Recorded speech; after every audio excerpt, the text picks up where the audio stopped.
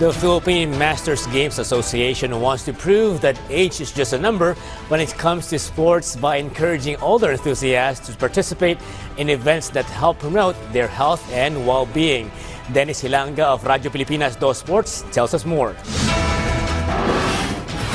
As the old saying goes, kalabaw lang ang tumatanda and life begins at 40, adults who are enthusiasts of rising sport obstacle course race find solace to improve their well-being. And this is what the Philippine Masters Games Association or PMGA would want to continue after its successful staging of the Tandang Pinoy obstacle course over the weekend at Bridgetown Park in Pasig City.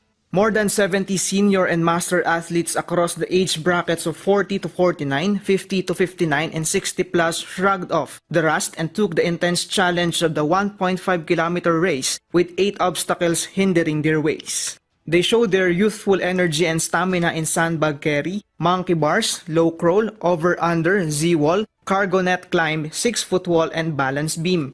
Sherwin Mananquil and Angeline Omilig ruled the male-female 40 to 49 event. Ronald Urquia and Bernadette Choco won the 50-59 age group, and Alfredo Cabral and Zoraida Amorillo ruled the 60 above category. Philippine Obstacle Sports Federation President Al Agra, who also joined the race along with PSC Commissioner Walter Torres, is hoping that PMGA could extend its efforts not just in obstacle course racing but also in basketball, chess, bowling, fun run, and pickleball next season for the welfare of adults and senior citizens. Masaya, yung iba nga nabitin dahil may lang yung course natin. By next year, baka 2 categories na, 1.5 and maybe longer and maybe difficult. Gusto natin, ikayatin lahat ng mga masters and seniors to be active at sumali. Next year, we will have 30 or more sports under Tandang Pinoy, organized by Philippine Masters Games Association. For Radyo Pilipinas 2 Sports, Dennis Hilanga, Balitang Pambansa.